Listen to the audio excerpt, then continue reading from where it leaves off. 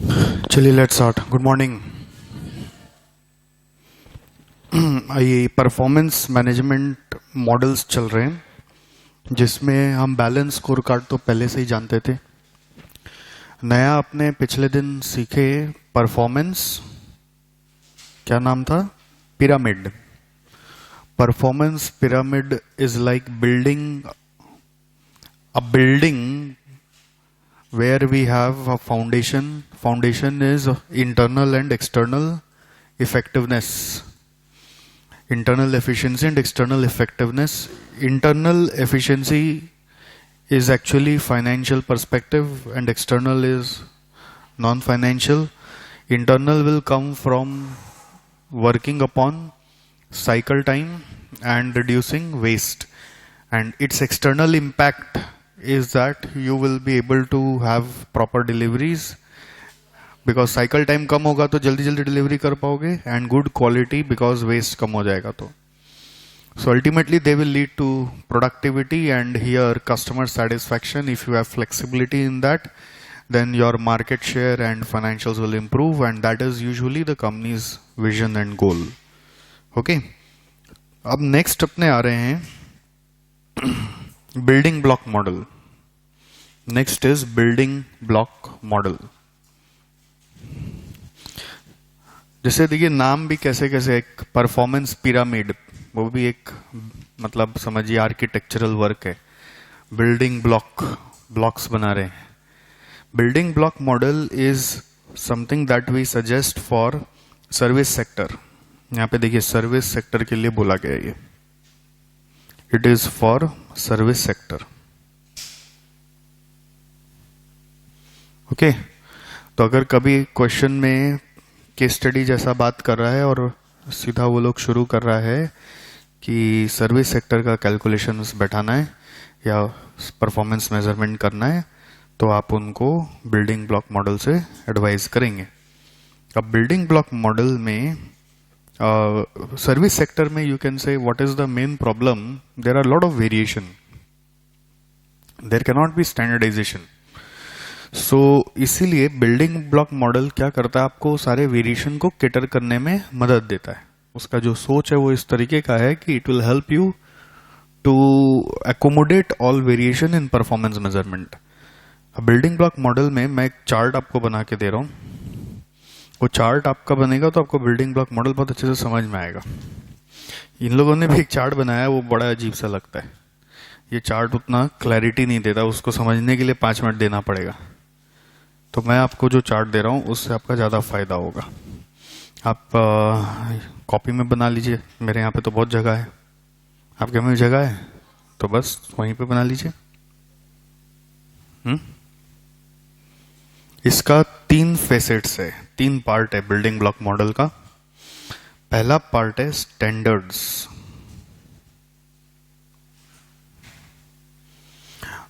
दूसरा पार्ट है डिमेंशंस, तीसरा पार्ट है रिवॉर्ड्स।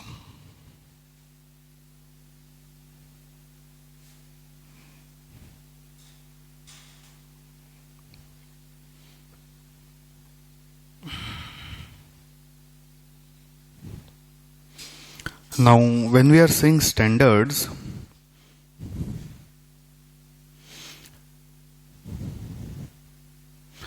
then standards में 3 पार्ट है। One is equity, another is ownership, and third is achievable.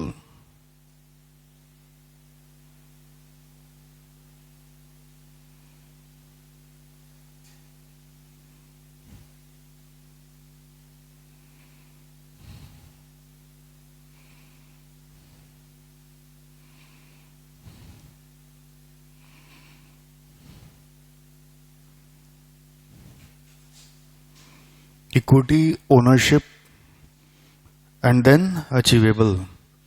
मतलब इसमें एक्चुअली ये बोलते हैं कि जो आप अपना केपीआईज सेट करते हो वो उसमें 3 कैरेक्टरिस्टिक होना चाहिए। केपीआई याद है, की performance indicator.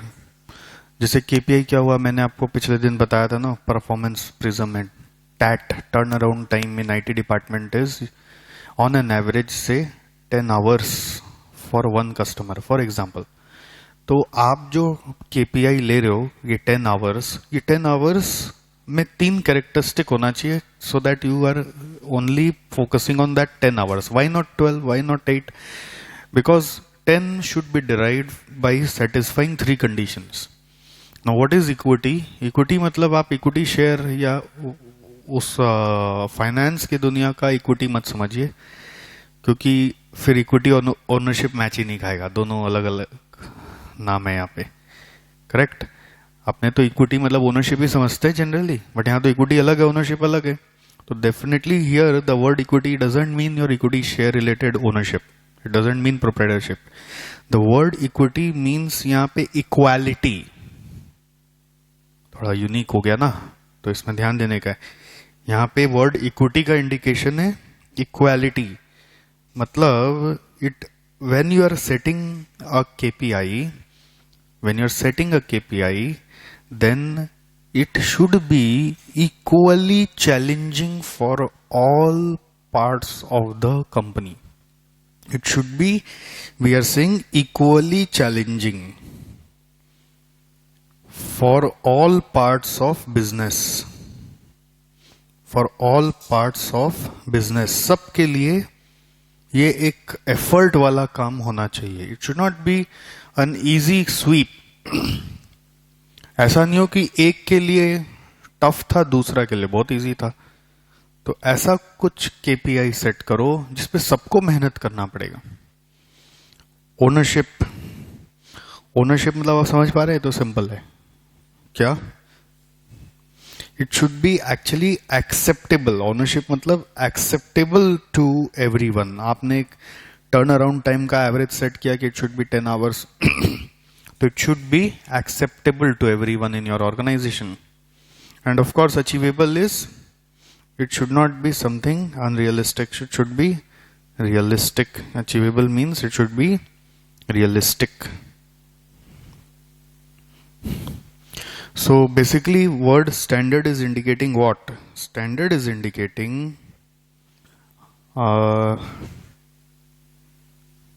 how to fix KPIs.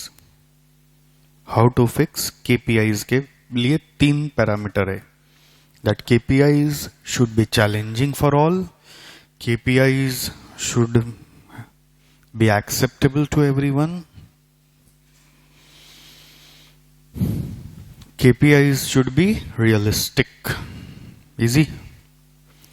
Now when we come to dimensions, now dimensions में 2 पार्ट है। Dimensions में there are 2 parts.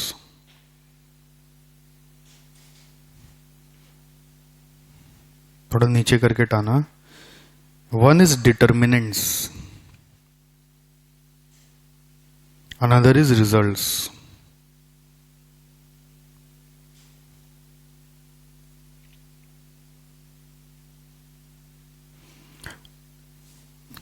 One is determinants, another is results. मतलब determinants is like non-financials. Results are of course visible in financials. अब देखिए, जितने model आप पढ़ रहे हैं ना बीएससी के बाद, चाहे परफॉर्मेंस प्रिज्म हो या बिल्डिंग ब्लॉक हो या आगे कोई पढ़ोगे, उनका मेन ऑब्जेक्टिव है फाइनेंस नॉन फाइनेंस दोनों को लेके चलना। सो डिटर्मिनेंट्स में इन्होंने बताया कि इसके ऊपर आपको काम करना होगा। मतलब डायमेंशंस मतलब these are different goals that a company should have, different goals that a company should have. तो डिमेंशंस में इन्होंने 4 बातें कही, जैसे कि क्वालिटी,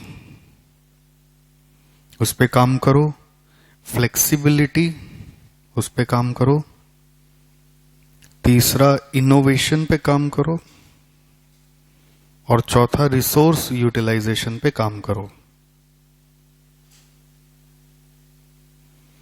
फ्लेक्सिबिलिटी है, रिसोर्स यूटिलाइजेशन है।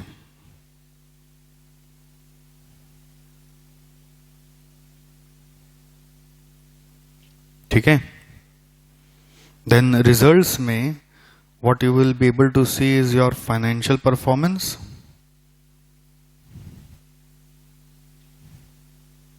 and also you will be able to see competitive performance.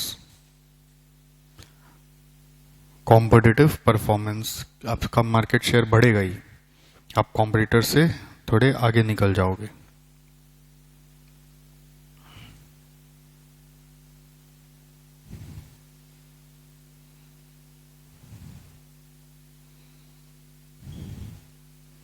ठीक है।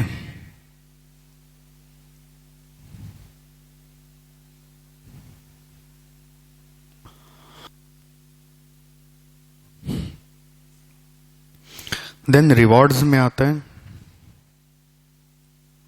रिवॉर्ड्स में there are 3 kinds of rewards, या 3 parameters to fix rewards. You can say 3 parameters to fix rewards or incentives. How to fix rewards? आपको भी समझ में आ रहा है? ये डिफरेंट गोल्स भी how to keep different goals है। समझ में आ रहा है?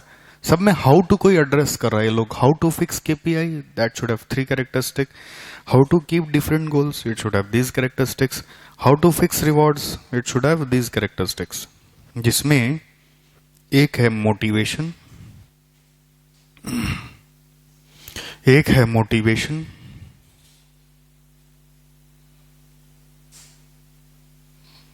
दूसरा है it should be clear. Clear मतलब रिवॉर्ड शुड बी क्लियर मतलब communicated.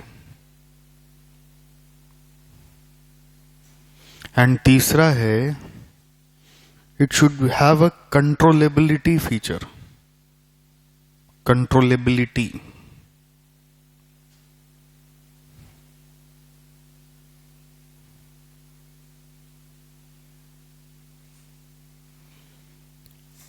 reward should have motivation,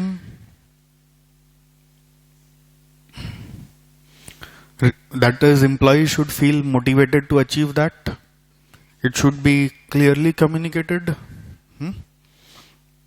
and it should be only for those for which employees are held responsible. Uncontrollable चीजों के लिए ना रिवॉर्ड होनी चाहिए ना पेनल्टी होनी चाहिए। Controllability means controllability in the hands of the team for whose performance analysis you are doing. तो अगर आप किसी को ऐसे चीजों के लिए पनिश कर रहे हो या पेनलाइज कर रहे हो, पनिश मतलब पेनलाइज कर रहे हो या फिर रिवॉर्ड दे रहे हो जो उनके हाथ में ही नहीं था, तो obviously it is not justified. ये पूरा बिल्डिंग ब्लॉक मॉडल है दोस्तों।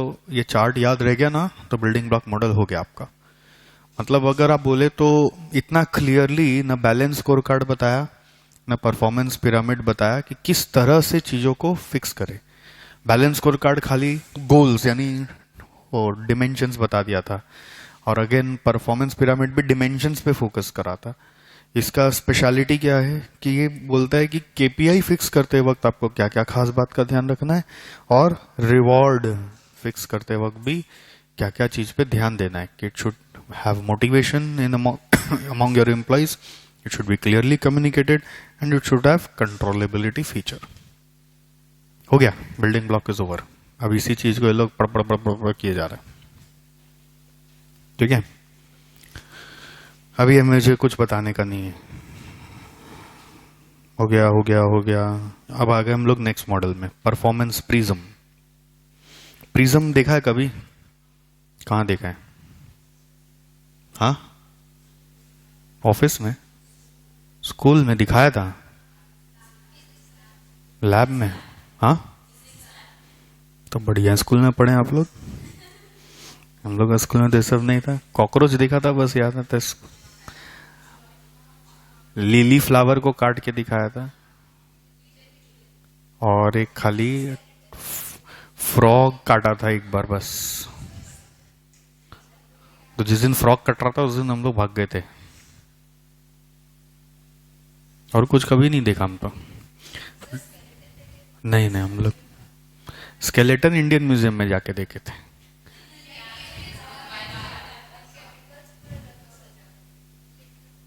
चलिए प्रिज्म अभी देख लीजिए, जिन्होंने नहीं देखा, जो बेचारे मेरे जैसे गरीब रहे हम लोग ऐसे ही देख के भी प्रिज्म का सेलिब्रेशन कर लेंगे।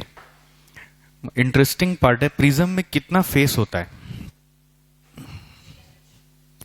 यहां से भी देख के सोच सकते हैं, अगर आप प्रिज्म देखे तो आपको क्लिक करेगा कितना फेस होता है।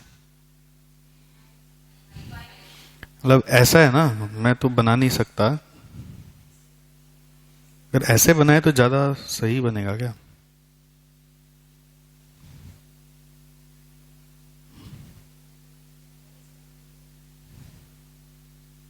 सही बनाया क्या? कितना फेस दिख रहा है?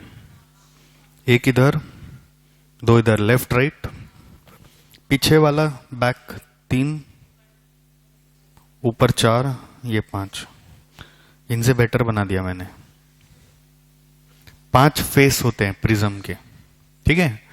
तो परफॉर्मेंस प्रिज्म बोलता है कि आपको 5 चीजों का ख्याल रखना है परफॉर्मेंस मेजरमेंट करते वक्त। ये 5, जैसे फेस ऑफ प्रिज्म है वैसे 5 चीजों का ख्याल रखना है। और इसमें एक इंटरेस्टिंग बात कि फोकस किया गया है सिर्फ स्टेक होल्डर्स के नीड पर। स्टेक होल्डर्स को लेके आप सोचो, परफॉर्मेंस मेजरमेंट आपका ठीक चलेगा।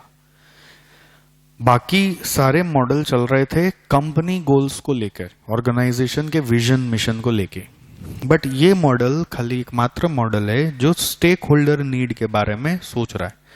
देखिए केस स्टडी क्वेश्चन जब भी आएगा तो आपको क्वेश्चन पढ़ते पढ़ते क्लिक करना चाहिए कि ये लोग क्या चीज चाह रहा है, स्टेक होल्डर के बारे में ही खाली सोच रहा है तो परफॉर्मेंस प्रिज्म यूज होगा।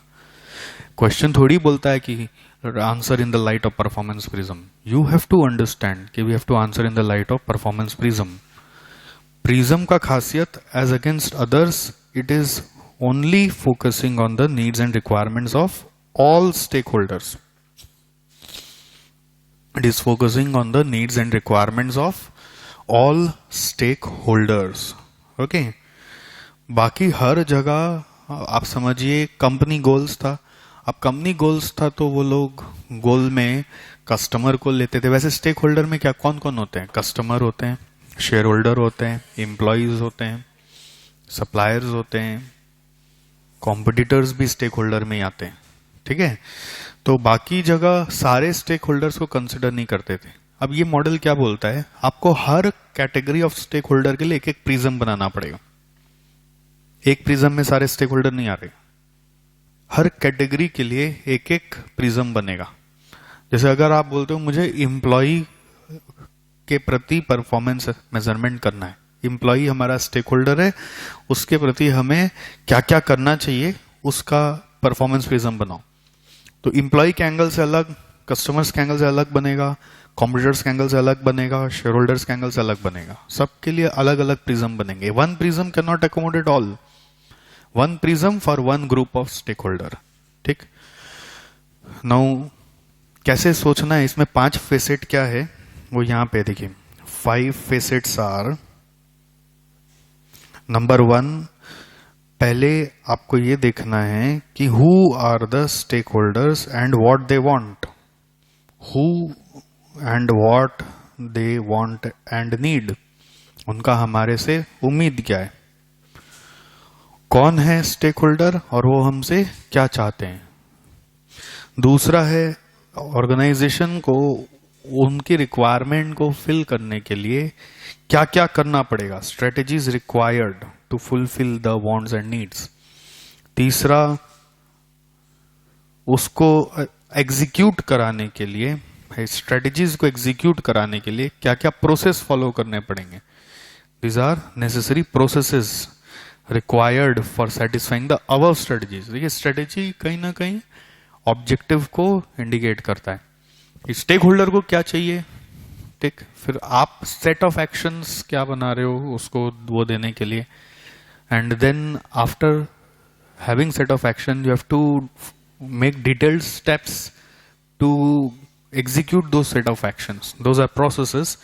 Capabilities मतलब resources. What resources your organization need? What resources your organization need to execute the processes? To execute the processes. सब चेन में आप देखिए, पहले जानो कौन और क्या चाहिए, फिर कैसे आप दोगे. मतलब दिस इज हु, तो ये how you are going to give, and how में अगेन ये भी हाउ में ही आता है कि स्ट्रेटेजीज में भी आप हाउ सोच रहे हो, बट स्ट्रेटेजीज क्या है, एक लॉन्ग टर्म गोल है और उसी का शॉर्ट टर्म प्लान्स या टास्क जो आपको करना है वो प्रोसेसेस है. How is what you want to achieve in long term, and small short methods are your processes. These are short term methods that you are going to apply. These are short term methods that you are going to apply. Then resources required to execute the processes there. Resources required to execute the processes there. And fifth, ये भी देखो कि उसको खुश करके आपको क्या मिलेगा.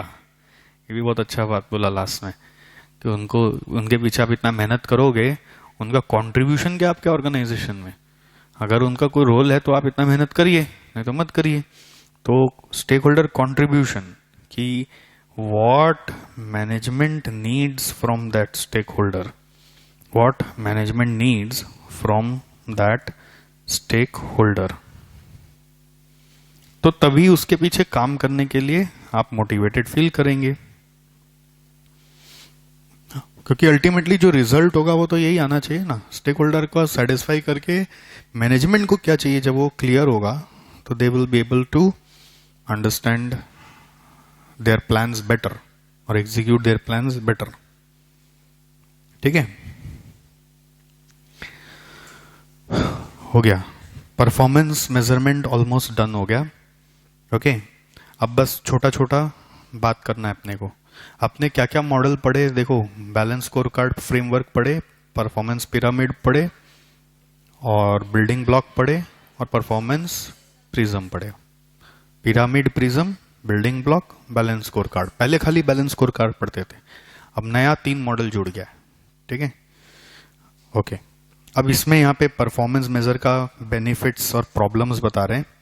बेनिफिट्स क्या है कि आप अपना गोल का डेवलपमेंट, क्लैरिफिकेशन ऑफ ऑब्जेक्टिव, सारा अंडरस्टैंडिंग अच्छा हो जाता है. Facilitates comparison between division, accountability to stakeholder कि आप कर रहे थे मेहनत. परफॉर्मेंस इवैल्यूएशन का फायदा क्या है कि आप सबके सामने प्रेजेंट कर सकते हो कि आप भी मेहनत कर रहे थे, करवा रहे थे. Helps in setting of targets for managers, help facilitate comparison between different organisation. So basically performance measurement का जो मेन ऑब्जेक्टिव है, अगर मैं बोलूं, वो है आपका गोल्स अचीव हो जाता है. क्योंकि आप परफॉर्मेंस मेजर अपने करो मैनेजर्स का, तो गोल्स अचीव करने में हेल्प करता है. और दूसरा, ये कंपैरिजन में बहुत हेल्प करता है, जिससे कि आप जान पाते हो कि किसको रखना है, किसको निकालना है, कौन अच्छा कर रहा है, या कहाँ हमारी कमी है, कहाँ उनकी कमी है. स्कोप ऑफ इम्प्रूवमेंट बहुत सारा पता चलता है. परफॉर्मेंस मेजरमेंट करना ही चाहिए. यू नो व्हाट, ये सब ट्रेडिशनल पढ़ाई हो गई. अभी एक और आपको एक रियल लाइफ केस स्टडी बताते हैं. परफॉर्मेंस अप्रेजल, ये हर बड़े ऑर्गेनाइजेशन का एक सालाना, समझ लीजिए एक मंथ होता है, जिसमें उनके पूरे सीनियर टीम सिर्फ इसी में ऑक्यूपाइड हो जाते हैं. करेक्ट. इसका एक आपको मैं प्रॉब्लम बता रहा हूं. एक टीम को डिवोट करना पड़ता है जिसका काम ही है परफॉर्मेंस मेजरमेंट करना. जो बैलेंस स्कोर कार्ड फ्रेमवर्क, या बिल्डिंग ब्लॉक फ्रेमवर्क, या प्रिज्म फ्रेमवर्क, या पिरामिड फ्रेमवर्क, या फिर कंपनी अपना कोई कस्टमाइज फ्रेमवर्क बनाता है. और उसमें जैसे क्या होता है, एकदम जूनियर जो होते हैं ना, उसका जो टीम लीडर होता है, वो टीम लीडर हर जूनियर के लिए फॉर्म भरेगा. अब हायरार्की में टीम लीडर्स के ऊपर जो मैनेजर बैठा हुआ है, वो मैनेजर उन टीम लीडर्स के लिए फॉर्म भरेगा कि मेरे अंडर में कैसा काम किया, उसके ऊपर सीनियर मैनेजर जो बैठा हुआ है, सीनियर मैनेजर मैनेजर के लिए फॉर्म भरेगा। ऐसे पूरा ये प्रोसेस मतलब महीना भर चलता है। एक काइंड ऑफ फेस्टिवल होता है। अभी अप्रेजल मंथ चल रहा है, अप्रेजल मंथ चल रहा है, तो उसमें सब सीरियस भी रहते हैं, सब एक दूसरे की चापलूसी भी ज्यादा करते हैं, और उसी के कंक्लूजन के ऊपर they allocate incentives. And in every job atmosphere that in case of sales, when you will be qualified and placed in multinational, in case of job atmosphere, salary has two components. One is fixed, which will draw at any cost, matlab whatever you do don't do, if you are absent that is different, if you are present that amount you will draw. And there is annual variable component, which is the bonus component, which is a matter of industry practice, which every company will give you. Now that bonus portion is usually included in your package. Okay, package में अगर आपको बोलते हैं 8 लाख का package है, तो 8 लाख में आप पूछ लेना भैया फिक्स कितना है, वेरिएबल कितना है। तो some companies will tell you all are fix, variable is separate. Some companies will tell you variable is inclusive in this and it is up to 20% of the salary. तो up to है again, तो 20% है तो मान लीजिए वो 120% है, तो 100% कितना हुआ, तो that you will withdraw constantly and rest is on discretion, but it is included in your package. Okay, तो जनरली हर कंपनियां क्या करती है, 5 से 10% का बोनस हर जन को देती है। जनरली हर कंपनियां 5 से 10% का बोनस हर किसी को देती है। समझे rules? In every company they will get 5 to 10%। आप कैसा भी हो, वर्स्ट परफॉर्मर हो तो मतलब होता है ना कॉन्सोलेशन बोनस, ठीक है तुम हमारे साथ जुड़े हो तो इतना तो रखो, बट वो लोग फिर 5% जो रिसीव कर रहे हैं उनको फिर सेट असाइड करना भी शुरू करती है, उनको फिर ऑब्जर्वेशन पीरियड में डाल देती है कि इसको रखने का फायदा भी है कि नहीं है। 5% बोनस इज बेयर मिनिमम। 10% मिल रहा है that you are performer, above 10% you are excellent. And Indian culture में 10% से ज्यादा बोनस बहुत रेयर देते हैं लोग। मतलब सेल पैकेज का 10% बोनस दे रहे तो रेयर है। मतलब आप बहुत अच्छा मेहनत किए, रात को 3-3, 4-4 बजे तक ऑफिस जाते थे, तो 10% आप डिजर्व करते हो। और 15% मतलब तो आपने बहुत चापलूसी भी की है और मतलब वाकई में कंपनी को 4 चांद दिखा दिया, तो 15% देंगे। वहीं जापानीज कल्चर में 20-20% तक बोनस जाता है, और वो भी साल में 3 बार 4 बार। मतलब वहां पे एम्प्लॉय को इतना सेटिस्फाइड रखा जाता है कि लोग कभी एम्प्लॉयर के बारे में नेगेटिव बोल ही नहीं सकते, क्योंकि एम्प्लॉयर अपना ग्रोथ को शेयर करता है वहां पे कि अगर आपसे कुछ भी फायदा हुआ तो हम आपके साथ डायरेक्टली शेयर करेंगे। एनीवेज, माइक्रोसॉफ्ट ने भी एक स्टेप लिया हाल फिलहाल में कि हम लोग ये अप्रेजल का सिस्टम हटा देंगे, because it leads to a lot of unproductiveness in the organization. Say a month will be wasted of all senior team, not juniors. Appraisal तो senior लोग करते हैं ना, junior कैसा काम कर रहे हैं। तो कहीं ना कहीं हायरार्की में सीनियर लोग ऑब्वियसली हायर प्रोडक्टिविटी भी दिखाते हैं, सीनियर लोग ज्यादा रेम्यूनरेशन भी ड्रॉ करते हैं। तो आप सोचिए एक ऑर्गेनाइजेशन का सीनियर टीम 1 महीना तक अनप्रोडक्टिवली खाली जूनियर्स का परफॉर्मेंस अप्रेजल कर रहा है, और परफॉर्मेंस अप्रेजल कई बार बायस भी हो जाता है। तो जो अच्छा काम किया भी होता है, वो अगर चापलूसी नहीं किया तो उसका अप्रेजल गड़बड़ हो गया, तो वो डिससेटिस्फाइड हो जाता है अप्रेजल सिस्टम से। तो माइक्रोसॉफ्ट ने लास्ट ईयर ये सिस्टम ही अपनी कंपनी से निकाल दिया। तो अब एक क्वेश्चन आता है, तो उस समय एम्प्लॉय मोटिवेटेड कैसे फील करेगा? अगर आप परफॉर्मेंस अप्रेजल नहीं दोगे उनको, तो इंसेंटिव नहीं दोगे तो एम्प्लॉय मोटिवेट नहीं होगा। तो उन्होंने बोला कि हम लोग करेंगे अप्रेजल, बट ये कंप्यूटराइज्ड सिस्टम होगा। हम लोग एक एल्गोरिदम बना देंगे जिसमें आपका वो सब, ये आईटी ऑफिसेज में कोई अटेंडेंस का सिस्टम नहीं है। आप आओ, वर्क फ्रॉम होम करो, वर्क फ्रॉम कहीं से भी ऑफिस में आके कहीं पे भी बैठो करो। आप आओगे ना तो बायोमेट्रिक अटेंडेंस होगा, या फिर आपका लॉगिन ही आपका अटेंडेंस है। मतलब आप वर्क फ्रॉम होम हो तो बायोमेट्रिक तो नहीं होगा, तो लॉगिन मतलब आप कंपनी का पोर्टल में घुस गए, वो लॉगिन ही आपका अटेंडेंस हो गया। अब आप लॉगिन कर गए तो सारा डेटा कैप्चर हो रहा है आपका कि आप क्या क्या एक्टिविटीज कर रहे हो। वो एक्टिविटीज पे उन्होंने पैरामीटर्स बांधे हुए हैं कि आपका डिलीवरी क्या है, आपको वर्क क्या क्या मिला था। एक फॉर्मूला सॉफ्टवेयर में सेट कर दिया कि software throughout the year will monitor the activities of the employ in every spheres, like कितना उसका अवेलेबिलिटी था, क्या उसका कैपेबिलिटी था, क्या उसका एक्स्ट्रा कंट्रीब्यूशन टुवर्ड्स ऑर्गेनाइजेशन था, सब सॉफ्टवेयर करेगा। And ultimately at the end of the year probably the incentive will also be calculated through algorithm and it will be processed. If any error is there तो एक review team रहेगा, बस वो खाली error को देखने आएगा। मतलब कोई ऊपर का सीनियर मैनेजर को पटाने फुसलाने का कोई कॉन्सेप्ट ही नहीं है और उनका भी टाइम वेस्ट कराने का कोई कॉन्सेप्ट ही नहीं है। एल्गोरिदम डिसाइड करेगा। वो एल्गोरिदम में कोई एरर है तो आप आईटी टीम से जाके बात कर लीजिए कि मेरे बारे में ऐसा ऐसा रिपोर्ट निकला है, ये सही नहीं लग रहा, एक बार आप देखेंगे, तो वो अपना फॉर्मूला चेक कर लेगा। इंटरेस्टिंग। परफॉर्मेंस मेजरमेंट का कुछ फ्लॉज भी है तो कुछ बेनिफिट्स भी है। अब ये फ्लॉज में यहाँ पे जो फ्लॉ है, मैं जो बताया वो नहीं बताया। यहाँ पे तो फ्लॉ बता रहा है अलग तरीके से कि जब आप अपने टारगेट्स को सेट कर रहे हैं तो कई बार होता है कि आपके दिमाग में मैनुअली जब आप करते हैं तो उसी का ही फ्लॉ है। It is they are saying that when you are setting performance targets then this problems में ऑकर। जैसे कि tunnel vision. Tunnel vision means खाली एक ही जगह आप देख रहे हो। टनल मीन्स ऐसे समझ, नैरो व्यू, आपको सब कुछ दिखाई नहीं दे रहा। ओके मतलब undue focus on measurements to the detriment of other areas। एक ही जगह देख रहे हो, बाकी जगह नुकसान करा रहे हो। दूसरा sub optimisation. Sub optimisation is kind of connected to tunnel vision. Focus on the measurement, focus on one measurement to the detriment of others. Myopia. Myopia actually एक आई डिजीज है जिसमें आपको दूर का कि पास का, दूर का नहीं दिखता है। हम लोग जनरली सब मायोपिक ही हैं। यंगस्टर्स सारे मायोपिक होते हैं। मैं भी मायोपिक हूँ। आप जो जो स्पेक्स पहने मैक्सिमम केसेस में मायोपिक है। जब बुजुर्ग हो जाते हैं हम लोग तो हम लोग हाइपर मेट्रोपिया, तो पास का दिखना बंद हो जाता है।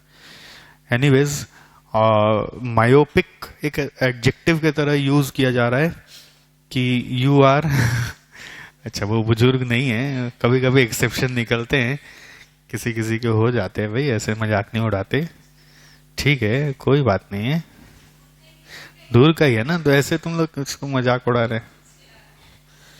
हो जाता है, किसी किसी का बचपन से हो जाता है भाई, गॉड गिफ्ट है।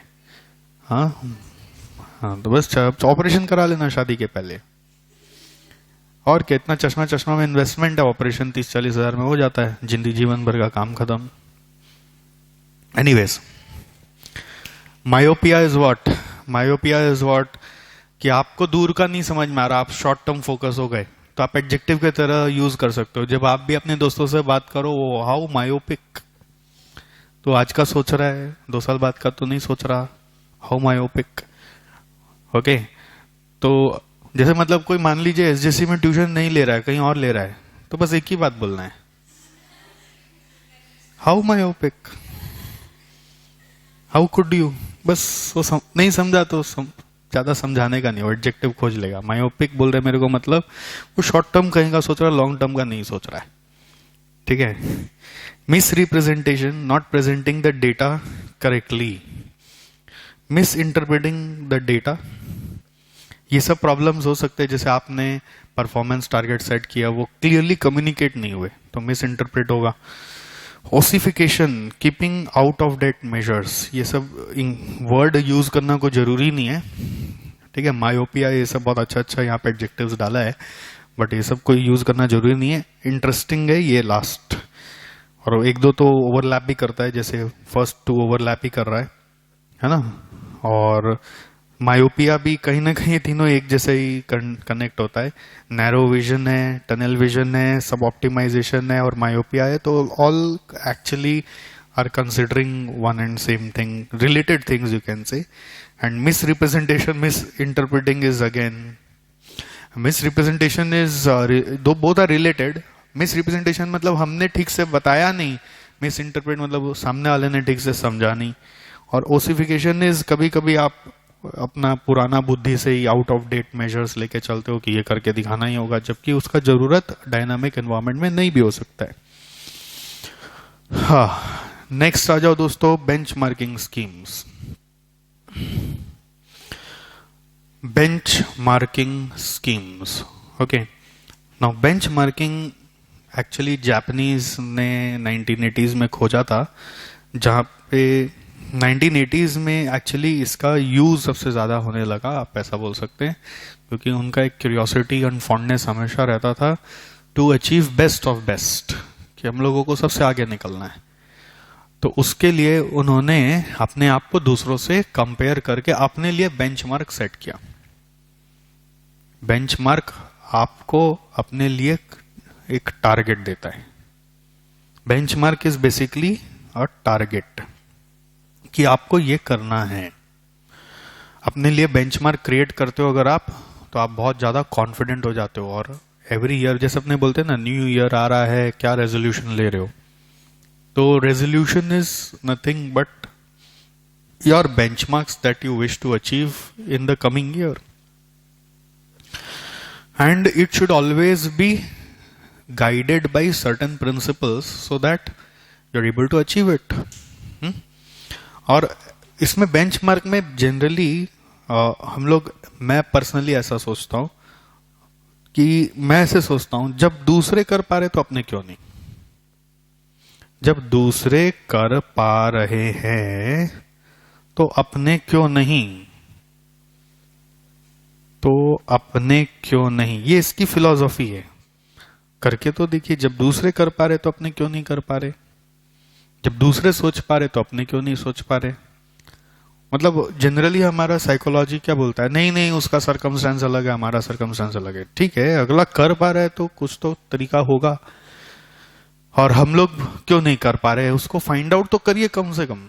चलिए उसको कोशिश तो करके देखिए. जब दूसरे कर पा रहे तो अपने क्यों नहीं. ठीक, जैसे हमने बोलते हैं ना, आप कई सारे होते थे जो क्लास में होमवर्क करके आते थे, कई सारे नहीं करते थे.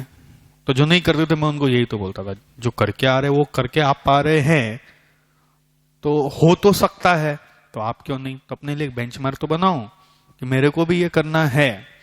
तो ऑब्वियसली आपका अपना जो सेल्फ मोटिवेशन है वो थोड़ा सा बढ़ता है. अब बेंचमार्किंग में 7 टाइप है, 7 different types. Competitive benchmarking. Competitive benchmarking नाम से समझ में आता है क्या? हाँ, कॉम्पिटिटर्स से कंपेयर करें, कंपैरिजन ऑफ कॉम्पिटिटर्स. अब क्या क्या कंपेयर करेंगे? Product, process and business result. अब बात आता है, कॉम्पिटिटर इतना इंफॉर्मेशन आपको देगा? नहीं देगा. तो कैसे मिलेगा? सर्वे करेंगे. नहीं, सर्वे करते हैं, पता लगाते हैं, रिवर्स इंजीनियरिंग करते हैं, और मतलब इनडायरेक्ट क्वेश्चंस, कॉम्पिटिटर से अगर दोस्ती है तो इनडायरेक्ट क्वेश्चन से पता लगाते हैं, या फिर ट्रेड एसोसिएशंस का या कोई थर्ड पार्टी का हेल्प लेते हैं. मान लीजिए थर्ड पार्टी, जैसे अब मुझे फॉर एग्जांपल मुझे ये जानना है कि दूसरे कॉस्ट एसएफएम के टीचर कैसे पढ़ा रहे. अब क्या तो मैं खुद अनजाना बन के फोन करूं, या तो कोई कोचिंग एसोसिएशन हो उसमें जाके बैठूं तो बहुत सारी बातें हो तो पता चले, या फिर आपको ही बोलूं, सुनो ना, एक स्टूडेंट बन के फोन करो ना, पता तो चले अभी वहां पे क्या हो रहा है. तो that is use of third parties. But यहाँ पे बहुत सारा एथिकल प्रैक्टिस भी आपको फॉलो करना पड़ता है. मतलब you should not malign, you should not leak the information too loudly. If you have got to know something, then you should use it to improve yourself rather than exaggerating it. Keep it confidential. Even if you are not liking it, keep it confidential. Even if you're liking it, then use it and grow for yourself. Correct? Then there is strategic benchmarking. Strategic benchmarking is, it involves a systematic process by which a company seek to improve their overall performance by examining the long-term strategies. अब वो long term strategies खुद का होता है, ये खुद से होता है, own long term strategies, not competitor का स्ट्रेटेजी. कॉम्पिटिटर आपको अपना स्ट्रेटेजी कभी नहीं बताएगा, वो आप जानकारी लेना चाहोगे तो भी नहीं मिलेगा. ठीक है. नेक्स्ट, नंबर 3,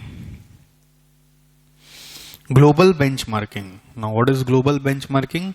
कि आप इंटरनेशनल कोई कल्चर या इंटरनेशनल कंपनी से इंस्पायर होके कुछ करना चाह रहे हैं. ठीक है.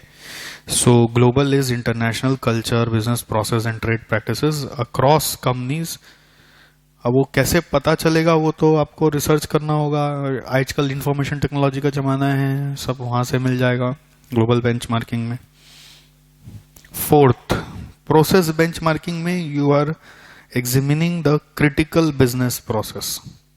क्रिटिकल बिजनेस प्रोसेसेस, क्रिटिकल मतलब इंपॉर्टेंट. अब उसको आप कंपेयर कर रहे हो against best practices. Best practices कि दूसरी जगह जब हो रहा है तो अपने यहां क्यों नहीं हो सकता, ऐसा प्रोसेस ऐसे ही एग्जीक्यूट होना चाहिए. Against best practices. ठीक. सो क्या क्या नाम आ रहे हैं? Competitive, strategic, then global, then process. Then 5th is functional benchmarking, which are related to different business sectors or areas of activity to find ways of improving similar function. Okay, this type of benchmarking may lead to innovation and dramatic improvements. इसमें पूरा function को change करते हैं, पूरा department को change कर देते हैं, ओवरहॉल कर देते हैं, आप ऐसा समझिए. Function is actually related to a specific department. Sir तो एक चीज बताओ, डिपार्टमेंट और ये प्रोसेस में फर्क क्या हुआ? डिपार्टमेंट के अंदर प्रोसेस होते हैं, एक डिपार्टमेंट में मल्टीपल प्रोसेस हो सकते हैं. एंड मेनी टाइम्स प्रोसेस कई बार अगर और मैक्रो पर्सपेक्टिव से देखें तो पूरा ऑर्गेनाइजेशन एक प्रोसेस हो सकता है, उस प्रोसेस में मल्टीपल डिपार्टमेंट हो सकते हैं. दोनों तरह से सोचा जाता है, डिपेंड करता है आपका आर्किटेक्चर कैसा है ना. 6th, internal benchmarking is within the same organisation. आप बाहर कहीं नहीं जा रहे. जैसे आपका होल्डिंग कंपनी है, सब्सिडियरी कंपनी है, या आपका एक कंपनी है, उसके बहुत सारे ब्रांचेस हैं, तो इंटरनल बेंचमार्किंग आप कर रहे हो कि कौन ज्यादा परफॉर्म कर रहा है, देखो वो कैसे कर पा रहा है, आप लोग भी क्यों नहीं करते. ठीक.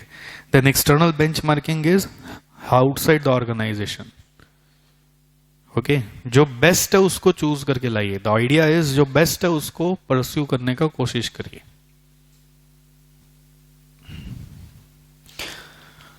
Now, how this benchmarking is different from business excellence?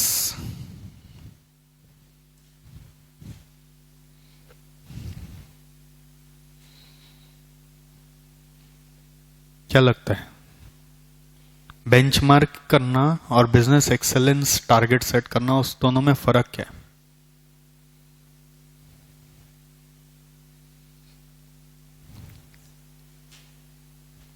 नहीं समझ में आ रहा है.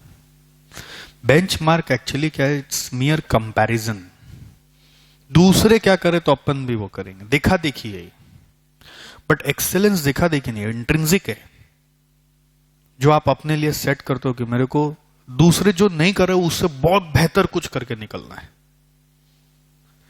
Excellence is exceeding own self नहीं बोलेंगे, exceeding all what is existing in normal circumstances. उनसे और बेहतर करना है. बेंचमार्क बोल रहा है जो वो कर रहा है वो आप करो, बट एक्सेलेंस बोल रहा है जो कोई नहीं कर रहा, सोच भी नहीं रहा, वो आप करो. एंड एक्सेलेंस यूजुअली एक पेशेंट जॉब है जो लॉन्ग टर्म में अचीव किया जा सकता है. But benchmarking short term long term दोनों होता है.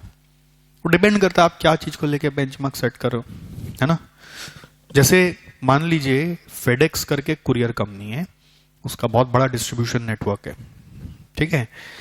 तो फेडेक्स का डिस्ट्रीब्यूशन नेटवर्क से कंपैरिजन कर रहा है कोको कोला कि हमारा भी ऐसा डिस्ट्रीब्यूशन नेटवर्क होना चाहिए कि हम लोग यहां पे बनाए और कहां कहां पहुंचा दे।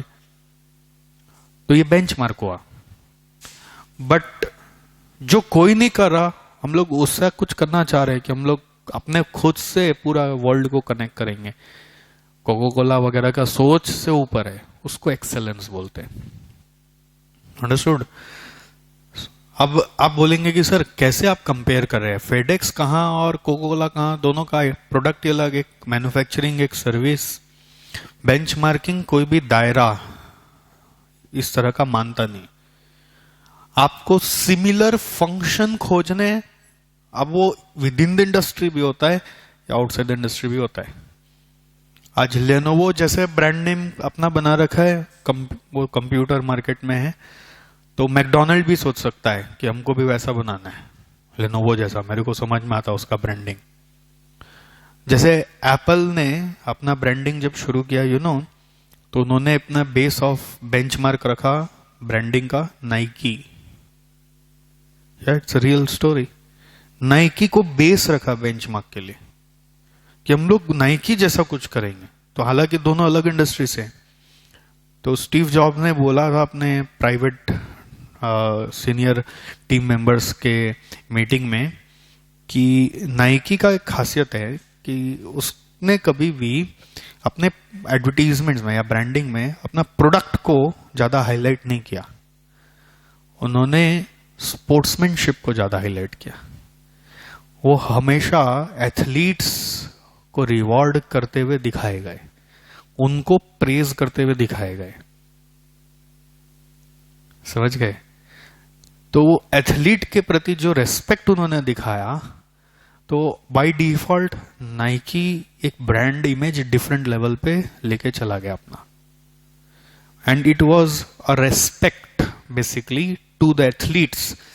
और वो हाईलाइट कर रहा है बस कि एथलीट्स जो स्पोर्ट्स शू पहन रहे हैं वो नाइकी का है, बट उसमें नाइकी का कोई एडवर्टीजमेंट नहीं है। उसमें लास्ट में एथलीट को रिवॉर्ड ही कर रहे हैं, उनको ही प्रेज कर रहे हैं।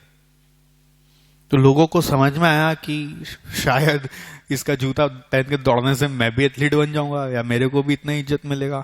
It actually appeared like that. May B लोगों का अलग अलग परसेप्शन होता है।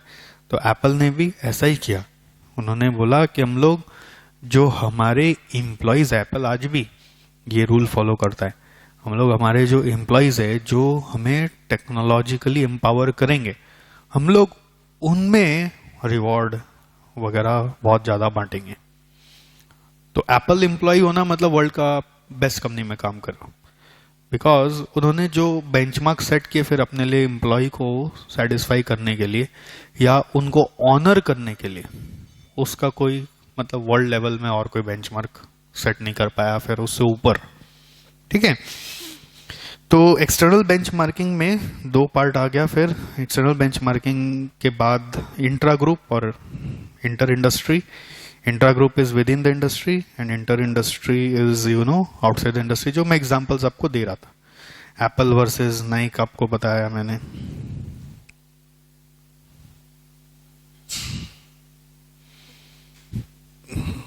ओके, बेंचमार्किंग का गोल्स होता है कि कैसे आपको प्लान करना चाहिए। Benchmarking can deliver significant improvements and returns based on efficiency, cost savings and new revenues. Benchmarking projects typically target cycle times, productivity, customer service, quality, and new production costs. They also can be part of an effort to shift the culture of a company to more customer oriented and result focused. This is basically the goal of every benchmark कि यहाँ पे generally quality को, customer service को, production cost को भी target करते हैं. मतलब इसमें आप बोल सकते हैं कि financials as well as non financial parameters दोनों पे फोकस किया जाता है. ठीक है. Next, process of benchmarking. Process of benchmarking में आते हैं तो we have 5 stages. 5 stages. 1 is planning. ये जनरल है, कोई भी चीज का प्रोसेस आप देखिए ऐसे ही आता है कि पहले सोचो, फिर उसका डेटा वेटा, फिर एनालाइज द फाइंडिंग्स, फिर रिकमेंडेशन, फिर मॉनिटरिंग। ये बहुत कॉमन है। मतलब अगर इसमें जैसे 5 स्टेप में आप जो वर्ड्स चूज कर रहे हो वो थोड़ा सा डिफरेंट भी हो गया तो भी चलता है। इसको हम लोग एक्चुअली जब स्ट्रेटेजिक मैनेजमेंट पढ़ते थे ना, तो एक पॉइंट आता था, इंटर का बता रहा हूँ, स्ट्रेटेजिक मैनेजमेंट फ्रेमवर्क एक कॉन्सेप्ट होता था, strategic management framework, which use to talk about how to implement any strategy. ये मैंने भी जब रेलेवेंट कॉस्टिंग आपको पढ़ाया तो स्टार्टिंग ऐसे ही किया था, how to make decisions, decision कैसे करते। तो first is objective, that is only planning. Second is obviously finding different ways of achieving that objective, correct? And for that you might have to collect several data and information, and then you have to create different alternatives, then select the best alternative, implement it and monitor it so that you can do better in future. ये strategic management framework था। What was it? It was strategic management framework। और ये कहीं पे भी कोई भी चीज इंप्लीमेंट करते हैं तो इसी तरह का स्टेप्स में आंसर लिखते हैं। मतलब any implementation is usually guided by these steps. This common steps आपको दिमाग में बैठाने पड़ेंगे। These are usually common steps in every implementation. कोई कोई जगह 1-2 पॉइंट डिफर करता है, बट मैक्सिमम केसेस में यही स्टेप्स निकल के आते हैं। बोलते हैं बेंचमार्किंग सबसे ज्यादा फ्रूटफुल वहीं पे पहले करना चाहिए। फ्रूटफुली पहले, सबसे पहले अगर आप बेंचमार्किंग करो तो वहीं पे करो जहां पर आपका बहुत ज्यादा कैश टाइड अप होता है, तो आप वहां पे सिग्निफिकेंट इंप्रूवमेंट ला भी पाओगे, राइट? अगर आप ऐसा जगह बेंचमार्किंग सेट कर रहे हो जहां पे उतना आपका कैश फ्लो का कंस्ट्रेंट है ही नहीं, तो आपका कोई रिजल्ट का फायदा नहीं है। बेंचमार्किंग बोलते हैं वही करना चाहिए। यहाँ पे एक लिखा हुआ है जैसे one should start with the areas which account for most of the expenditure और which tie up the most of the cash. ठीक है। अब प्लानिंग को लेके इन्होंने बहुत बड़ा बात बताया, और वो सारा गोल्स जो है ना, यहाँ पे जो पढ़ा आपने ऊपर का सारा गोल्स जो ऊपर में पढ़ा, गोल्स ऑफ बेंचमार्क, उसको रिपीट किया है इस पर्टिकुलर स्टेप में। कलेक्शन ऑफ डेटा में कहां से डेटा लाओगे बेंचमार्किंग के लिए? अभी तो बताया मैंने, सर्वे करो, एसोसिएशन पे जाओ, थर्ड पार्टी रिसर्च एजेंसीज होती है उनसे ले लो। ठीक है। अब उसी के लिए सारा यहाँ पे नीचे ज्ञान भी दिया हुआ है। मैंने लिखा सर्वे करो, एसोसिएशंस के पास जाओ, ट्रेड एसोसिएशन। और आजकल तो क्या है ना, कंट्रियां भी कॉन्शियस हो रही है कि आप क्वालिटी बढ़ाइए। तो जैसे इंडिया ने भी बना रखा है, नेशनल डेटा सेंटर बना रखा है, जिसमें गवर्नमेंट क्या करती है, important findings across the world खोजती रहती है अलग अलग कैटेगरीज में, और वो एक म्यूजियम जैसा बना हुआ, डेटा म्यूजियम जैसा। आप जाइए वहां पे आपको सब डेटा मिलेगा। गवर्नमेंट का सारा रिसर्च वर्क का आपको एक्सेस मिल जाता है। तो दूसरे क्या कर रहे हैं, आप अगर मेहनत नहीं करना चाहते तो गवर्नमेंट का डेटा सेंटर के पास जाइए, and there are private agencies also who will provide the data कि what others are doing. Survey agencies होती है जो कलेक्ट करके आपको सारा एनालिसिस करके लाके देंगी। ओके तो ये सब रिपीट यहाँ पे हो रहा है। आप देखिए कलेक्शन ऑफ डेटा में how are the different ways to collect the data, how are the different ways to collect the data, then you have to analyze the findings and you have to recommend the solution and monitor it and review it. Difficulties in implementation.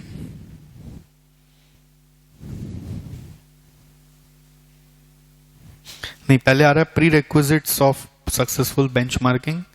प्रीरेक्विजिट्स में एक सबसे important senior management का support चाहिए, who are committed to continuous improvement. वरना वो लोग accept नहीं करेंगे तो कोई भी बेंचमार्क का बात का वैल्यू ही नहीं रहेगा। फिर वही सब कॉमन बातें हैं, देखिए, clearly defined, scope of work is appropriate in the light of objectives, repeat लगता है मेरे को। Resources are available, clear picture of their organisation's performance before approaching others for comparison. आप अपने आप को तो टटोल लीजिए, आप क्या कर रहे हैं किसी पर्टिकुलर चीज में, फिर दूसरों का के साथ कंपेयर करिए। अपना खुद का नहीं पता, दूसरों से कंपेयर करके अपने लिए टारगेट बना रहे हैं। हो सकता है आप better you already. Benchmarking team should have the right skills and competencies. Stakeholders, particularly staff and their representatives, are kept informed of the reasons of benchmarking, वरना वो लोग कई बार ईगो पे ले लेंगे कि ऐसा क्यों बोल रहा है मेरे को। रीजन क्या है, ऑब्जेक्टिव क्या है, इसको समझना जरूरी है। करेक्ट, ऑब्जेक्टिव को समझना बहुत ज्यादा जरूरी है कि why this benchmarking process is being carried out.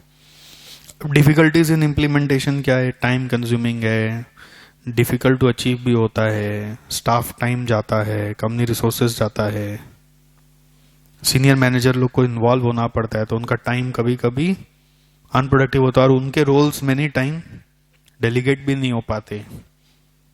Employ resistance आएगा ही कि मेरे को क्यों बोल रहे ऐसे, वो लोग कर पा रहे तो करने दो ना, मेरे को क्यों करना है।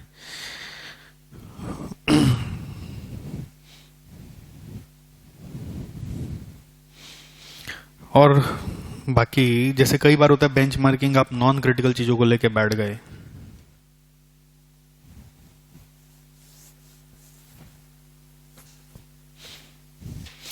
आप मियरली दूसरी कंपनी का प्रोसेस को अडॉप्ट कर लोगे तो आपको और नुकसान होगा। आपको अपने सिनेरियो के हिसाब से उसको बदलना भी पड़ेगा। You can not just copy paste the benchmark, don't copy paste. आप अपना दूसरा से जब कंपेयर करो तो डोंट जस्ट कॉपी पेस्ट, उसको अपने हिसाब से मोल्ड कर लीजिए और फिर सोचिए। Don't just copy paste.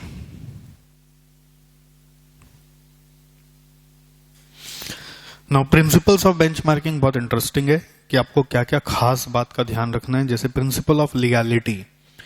अब लीगैलिटी मीन्स लीगल फ्रेमवर्क ही ना सोचिए, एक नॉन लीगल भी होता है। जैसे बोलते हैं ना, मर्दों से उनकी कमाई ना पूछी जाए, औरतों से उनकी उम्र ना पूछी जाए, ये भी लीगैलिटी है। मतलब इसमें कोई केस नहीं है, बट पूछना नहीं चाहिए, खराब लगता है उनको। तो यही चीज है कि principle of legality is about never in case of benchmarking ask any question that may be sentimental. Okay, so जैसे कॉम्पिटिटर्स के सामने आप उससे पूछोगे आप कितना में बनाते हैं, वो कभी नहीं बताएगा, उनको हर्ट कर जाएगा, वो रिलेशन खराब होगा। और हम लोग क्या करते हैं ना, अनजाने में पूछ बैठते हैं। भले ही आप आउटसाइड द इंडस्ट्री जाके पूछेंगे तो भी नहीं बताएगा वो। मेरे साथ अभी हुआ, यहाँ पे कलकत्ता में एक लाउंज है, रेज द बार। गए हैं क्या? रेज द बार गए? नहीं गए? मस्त है, बहुत अच्छा बना हुआ है। उनके ओनर हमारे जान पहचान के। तो एक दिन बैठे बैठे बात कर रहे थे वहीं पे रेज द बार में। तो मतलब भैया यहाँ पे ये सब ओनरशिप का जगह है आप लोगों का कि रेंट का जगह है? ये सब बिल्डिंग ये लोग ओनरशिप में बेचा हुआ है कि रेंटल में देते हैं? नहीं नहीं, पूरा रेंटल मॉडल है यहाँ पे, ओनरशिप का कुछ नहीं। अगर इतना पूछते हो तो खुशी खुशी बता दिया, बट क्या क्यूरियोसिटी अंदर की मानती नहीं। कितना भाड़ा लग जाता है, अंदाज हो तो कुछ आइडिया लगे। अब मेरा कोई ऐसा इंटरेस्ट नहीं था कि मेरे को वैसा लाउंज खोलना है। मैं अलग इंडस्ट्री, वो अलग इंडस्ट्री, उनको भी पता है, मेरे को भी पता है, बट सेंसिटिव क्वेश्चन नहीं पूछना चाहिए। Never ask any competitor with in the industry, outside industry about it's cost. वो नहीं बताएगा। वो बोले देखो मालूम सब है, मेरा लड़का लोग दिखता है, हमको उतना मालूम नहीं। और उसके बाद क्या हुआ ना, जो चेहरे का रवैया सब चेंज हो गया कि मैंने ऐसा क्या पूछ लिया। वो कन्वर्सेशन ही वहां पे खत्म हो गया, ओपननेस चला गया। तो ये सब होता है प्रिंसिपल्स ऑफ लीगैलिटी कि किसके सामने क्या पूछना। It's not always out of your curiosity. इसी को अनुभव बोलते हैं, इसी को एक्सपीरियंस बोलते हैं। फिर मैंने बाद में रियलाइज किया कि चलो ठीक है, I have locked it, now I will keep it in mind. So several times we don't ask. जैसे मान लीजिए आप मेरे यहाँ जॉब कर रहे हैं for example, okay, now you want to give papers कि सर मैं दूसरा जगह जाना चाहता हूं, तो I am not suppose to ask वहां कितना मिला. I am not suppose to ask, that's legality. यहां तू छोड़ के जा रहा है बस, दैट्स ओके. वहां कितना मिला वो मैं थर्ड पार्टी से पूछ सकता हूं. तेरे को पता है क्या उसको क्या मिला, उससे पूछूंगा तो उल्टा जवाब भी आ सकता है, या फिर जवाब नहीं आएगा तो और खराब लगेगा. तो this is what they are saying. कितना अच्छा बात है, देखिए कितना समझदारी से, जैसे बड़े बुजुर्ग सिखाते हैं ना, वैसे सब पढ़ाई हम लोगों को सिखा दे रहा है कि ये करना, ये नहीं करना, ऐसे करने से ऐसे खराब लगता है लोगों को. और एक्सपीरियंस हुआ है तो मतलब क्या होता है ना, जब ये सब बताते हैं ना तो गूज बम्प होता है. गूज बम्प होता है कि ऐसे कैसे पूछ ले. बहुत बार होता है, जैसे हम लोग जब कॉलेज डेज में थे तो भैया लोग मिलते थे, वो लोग ऑफिस जाते हैं, हम लोग नया नए पैकेज वैकेज का सिस्टम सुन रहे थे कि ऐसा पैकेज लगता है, ऐसा पैकेज लगता है, तो पता चलता है उनको नया जॉब मिला तो भैया पैकेज क्या है. अब पूछे तो खराब लगता है, तो लोग बात घुमा देते हैं. अरे जबकि मेरा उनका कोई लेना देना नहीं है. You can not ask certain things, that's the rule. लोग बात घुमा देते हैं, फिर पूछते भैया बताए नहीं. तो ये सब चक्कर होता है.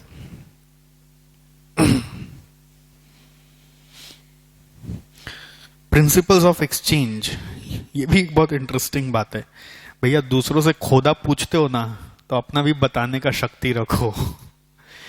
बहुत लोगों का आदत होता है और बता, वो 50 तो चीज पूछ लेगा, फिर आप पूछें अच्छा चल ठीक है फिर बात करते हैं. ये मतलब कैरेक्टर होता है आदमी लोगों का. जब कोई कुछ पूछता है तो बदले में बताने का भी हिम्मत रखिए, ओपननेस रखिए, तब तो अगला वापस आपको मदद करेगा. और ये कैरेक्टर मैंने एक बहुत अच्छा देखा प्रिंसिपल ऑफ एक्सचेंज में, बड़े लोगों में देखा. मतलब एक होता है ना माइंडसेट होता है जो एक एकदम ऊपर लेवल में है, जो मतलब दुनिया की चोटी पे कहीं ना कहीं अपने आप को देख रहे हैं, जिंदगी का आनंद ले रहे हैं. और एक मान लीजिए बस नया नया ऊपर उठे हैं. तो हम लोग जब बेस पे है तो हम लोग के लिए तो दोनों ही महान है, बट आपको डिस्टिंग्विश करना होता है कौन ज्यादा महान है कौन कम महान है, किसमें नया नया चस्का लगा है, कौन यूज टू हो चुका है. तो जो यूज टू हो चुका है उनका खासियत आपको बताता है. When you will ask them anything they will open the things like कि आपसे बढ़िया इंसान कोई था नहीं उनकी जिंदगी में जिन्होंने ये सवाल पूछा, और वो सब कुछ खुलासा बता देंगे. पूछने का दे रहा है, बिना पूछे नहीं बताएंगे. बिना पूछे बताने वाला थोड़ा सा वो होता है कि गॉसिप कर रहा है, और पूछने पे पूरा क्लियर ये ऐसे ऐसे ऐसे ऐसे. और वहीं जो मान लो थोड़ा सा इनसिक्योर्ड होता है ना जिंदगी में, हम अभी अभी ऊपर आया यार इन लोग को क्या इतना खोदा है, वो वहीं एक्सचेंज करने में कलमलाएगा. वो पूछ लेगा सारा, अपना बताने में पिछड़ जाएगी. तो प्रिंसिपल ऑफ एक्सचेंज यही बोल रहा है भाई, एक्सचेंज इंफॉर्मेशन. आप ऐसा नहीं करो कि सिर्फ इंफॉर्मेशन लेके रख लो.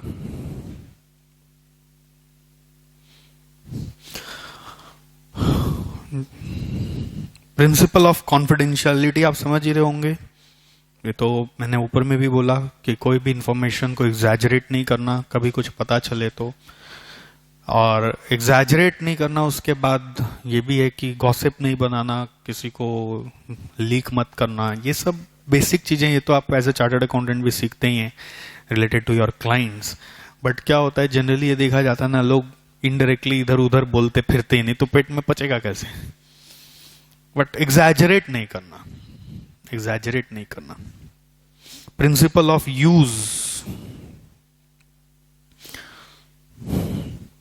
आप उतना ही इंफॉर्मेशन ऑब्टेन करिए जो आपके काम का है. आपको ज्यादा डेप्थ में उतरने का जरूरत नहीं है, जो आपका इंप्रूवमेंट में हेल्प करेगा. Principle of first party contact.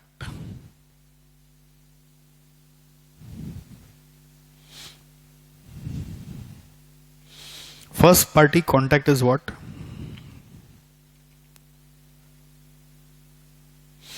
मतलब कोशिश करके एक ही आदमी से हमेशा कांटेक्ट करके इंफॉर्मेशन लिया करिए।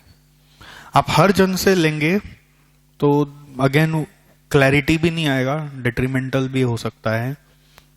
ओके, तो जो फर्स्ट हैंड इंफॉर्मेशन देने वाला है वो भी कुछ और सोच सकता है कि मैं तो खुद ही बता ही देता था, फिर कोई दूसरा जगह तीसरा जगह पूछने जाता है। फिर principle of third party contact समझ गए, इसमें आउटसाइड एजेंसीज वगैरह रहेंगी।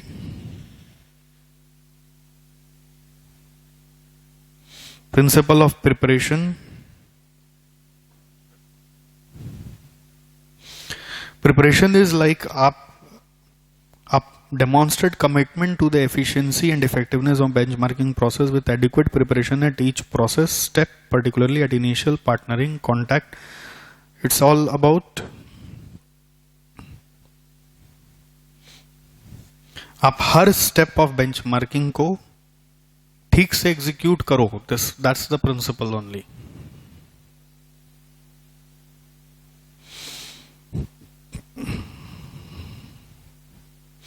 Then lastly it is performance measurement in not for profit sector. Not for profit sector में आप लोग वो स्पेशल ऑडिट्स पढ़े हैं, याद आता है स्पेशल ऑडिट्स? हाँ, उसमें आता था ना नॉट फॉर प्रॉफिट सेक्टर का ऑडिट, एनजीओ का ऑडिट, क्या कैरेक्टर होता थे उनके, कुछ याद है? कोई पॉइंट्स याद है? कुछ याद आ रहा है पॉइंट्स? रिसीट से वो तो आप अकाउंटिंग बोलने लगे। ऑडिट में क्या चेक लगाना पड़ता था? फंड कहां से मिल रहा है, और कुछ प्रिंसिपल्स थे, नहीं याद आ रहा है। नहीं, वो तो आप इनकम टैक्स में चले गए, 15%, 85%, वो इनकम टैक्स का लॉ में चले गए।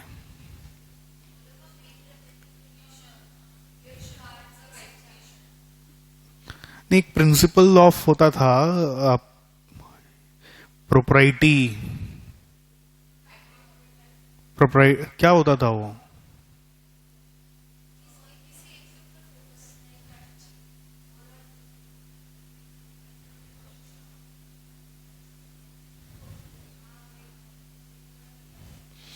एनीवेज 3 स्पेशल पॉइंट्स आते हैं। एक आता है इफेक्टिवनेस, दूसरा आता है इकोनॉमी, और तीसरा आता है एफिशिएंसी। इफेक्टिवनेस मतलब आप जिस उद्देश्य से अपने एनजीओ को बनाए हैं वो आप अचीव कर पा रहे हो कि नहीं, मिशन ऑब्जेक्टिव्स आप अचीव कर पा रहे हो कि नहीं। एफिशिएंसी मतलब आप maximum results from minimum cost ला पा रहे हो कि नहीं।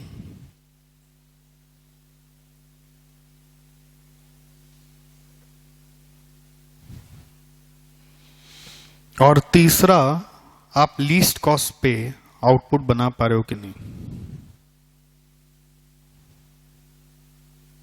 3 पॉइंट है।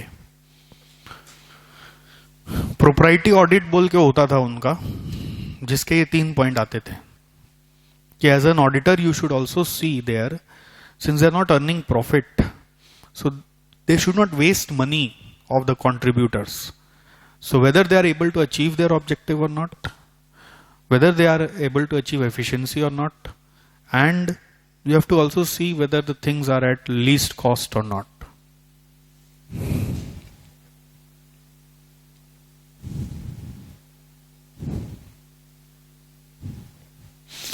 बोलते इसको चेक करने के लिए शुड हैव केपीआई, आपका की परफॉर्मेंस इंडिकेटर होना चाहिए, जिससे पता चलेगा कि आपका मिशन और ऑब्जेक्टिव आप अचीव कर पा रहे हो कि नहीं कर पा रहे हो। You should have KPIs.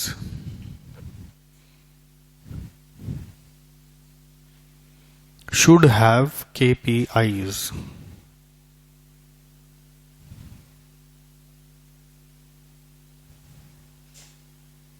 This framework is named as value for money framework.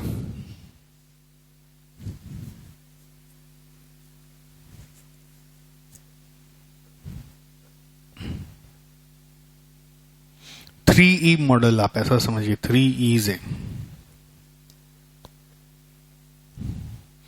जैसे फॉर एग्जाम्पल एक चैरिटेबल स्कूल चलता है, उसका उद्देश्य होगा कुछ कि ज्यादा से ज्यादा बच्चों को पढ़ाना, तो वो लोग अचीव कर पा रहे कि नहीं, वो कैसे मेजर करोगे, एक मेजरमेंट होना चाहिए।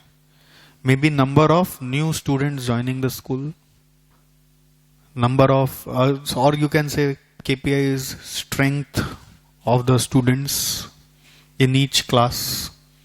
It can be also like number of students dropping out. Charitable school का एक प्रॉब्लम होता है, फ्री में चल रहा है ना, स्टूडेंट्स ड्रॉप आउट कर जाते हैं क्योंकि वो लोग अफोर्ड नहीं कर पा रहे, ऐसे भी तो स्कूल का फीस तो दे ही नहीं रहे, तो अब जिंदगी के लिए कुछ काम करने के लिए वो लोग निकल लेते तुरंत, तो देयर में भी सेवरल ड्रॉप आउट्स। तो अगर आप KPIs रखोगे तो you will be able to track whether the objective has been accomplished और नॉट। इसी का एग्जांपल यहाँ पे दिया हुआ है कि इफेक्टिवनेस जज करने के लिए number of students dropping out of school year on year आप कंपेयर कर सकते हैं। देन एफिशिएंसी के लिए मैक्सिमम आउट ऑफ मिनिमम में यू कैन चेक अगेन कि नंबर ऑफ स्टूडेंट्स ट्रेन्ड पर आवर स्पेंट बाय टीचर्स, मतलब every measurement should be guided by KPI। ठीक है, मतलब शुड हैव KPI इसके लिए क्यों, सबके लिए KPIs होना चाहिए, शुड हैव KPI सब में होगा। एफिशिएंसी चेक करने का भी KPI होना चाहिए, आउटपुट लीस्ट कॉस्ट पे आ रहा है कि नहीं उसका भी KPI होना चाहिए। KPI बिना तो आप परफॉर्मेंस मेजर कर ही नहीं पा रहे हो। सो एफिशिएंसी आ रही है कि नहीं, वो टीचर स्टूडेंट रेशियो से भी पता चलता है ना। और इकोनॉमी में amount spent on remuneration of teachers,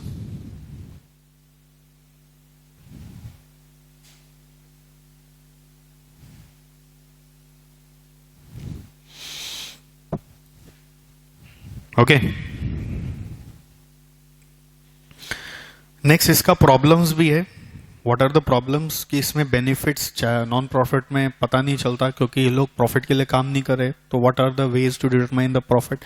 उसी के लिए 3 E's बना कि वो लोग इफेक्टिवनेस है ला पा रहे कि नहीं, अपने विजन में जा पा रहे कि नहीं, वो देखना होता है। फिर बेनिफिट्स उसका कई बार होता है कि लॉन्ग टर्म में आ रहा हो, शॉर्ट टर्म में नहीं पता चलता, इसलिए KPI बहुत स्ट्रेटेजिकली बनाना पड़ता है। The solution of all this problem is to have proper KPIs। Then there can be multiple objectives, okay, and then there can be आपका problems in measurement of utilisation of funds and expenditure. तो बहुत बार not for profit organisation क्या करते हैं, ये measurement of utilisation of fund and expenditure, ये आप अपने अकाउंटिंग बुद्धि से बता सकते हैं। उन लोग इवेंट वाइज या प्रोग्राम वाइज या project wise receipts and payment account खोलते हैं, प्रोजेक्ट वाइज बैंक अकाउंट भी खोल के रखते हैं। इस प्रोजेक्ट का ये बैंक अकाउंट है, इसका रिसीट यहीं पे आएगा, इसका पेमेंट भी यहीं से जाएगा। So that way they have controlled the things, ये प्रॉब्लम को रिजॉल्व किया, and other things can be solved by having proper KPIs।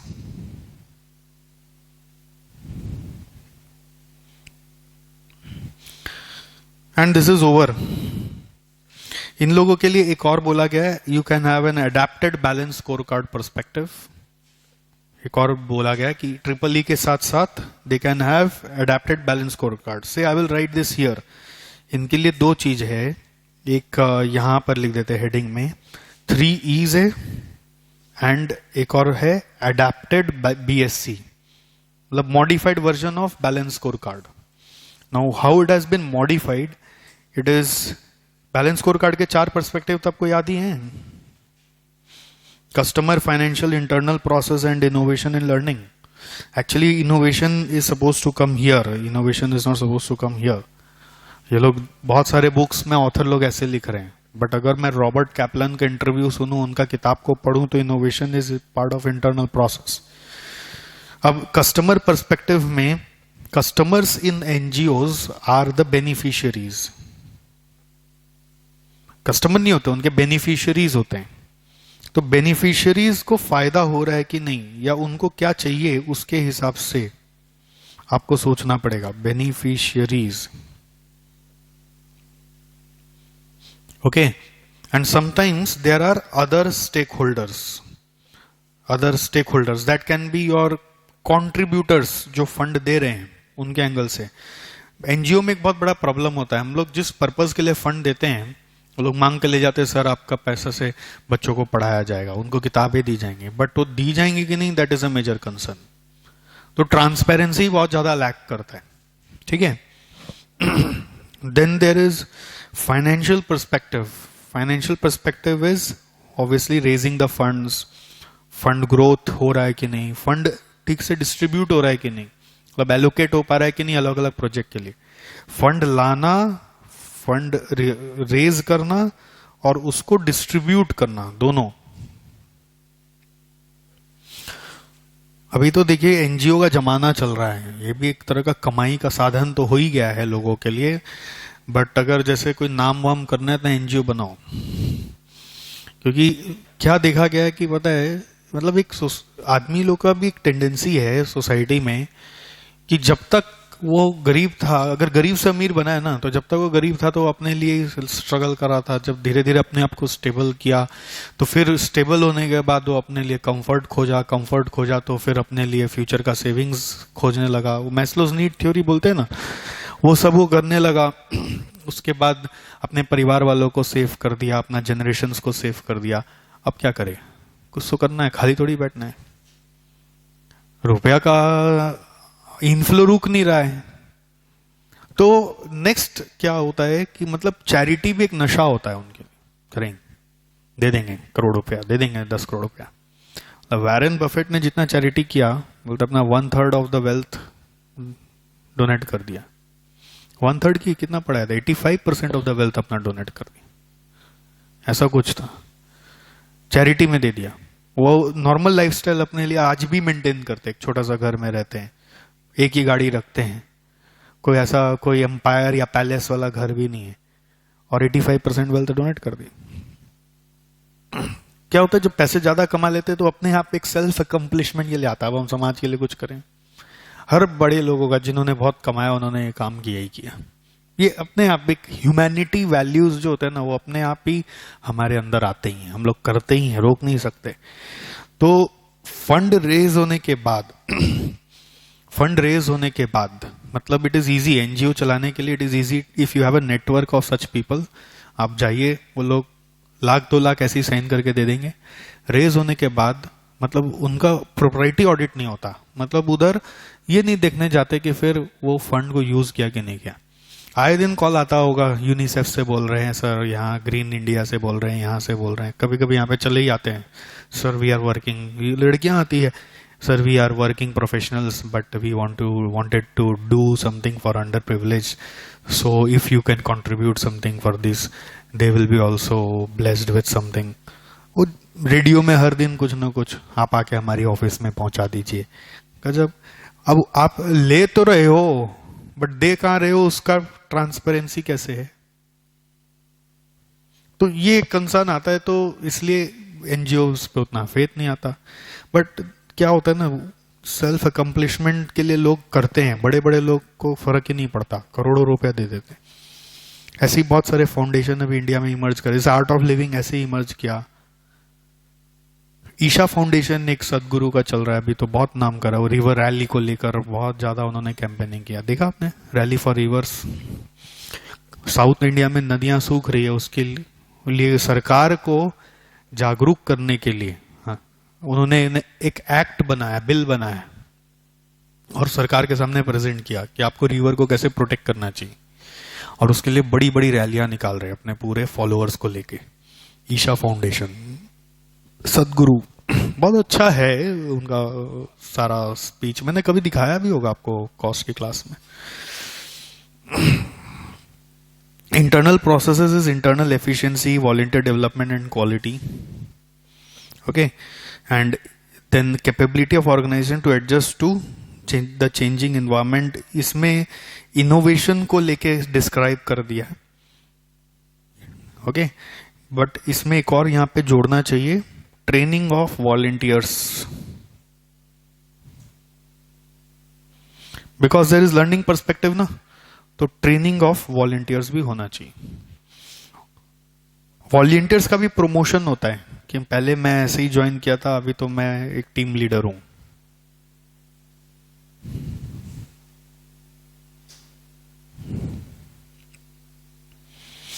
मतलब the idea is perspectives are same as balance score card, thinking is for NGO. NGO के customers नहीं होते, beneficiaries होते या stake holders होते। NGO का finance मतलब fund raise और फंड एलोकेशन। एनजीओ का internal business process is all about bringing efficiencies in utilisation of fund. Efficiency portion हम लोग ऊपर में पढ़े ना, वन ऑफ द, यानी maximum out of minimum. Unnecessary NGO का रुपया लोग वेस्ट बहुत करते हैं। जैसे मान लीजिए हम लोग के केस में अभी हुआ, एक एनजीओ था, उनका एक एज पर लीगल रूल उनके पास फॉरेन से रुपए आते हैं, तो एफसीआरए का गाइडलाइंस उनके ऊपर लागू है। एफसीआरए का ऑडिट कराना पड़ता है आपको अपने बैंक अकाउंट का, और फिर ऑडिट रिपोर्ट जमा करना पड़ता है। तो अब वो ऑडिट चार्टर्ड अकाउंटेंट ही करता है एज पर एफसीआरए गाइडलाइंस।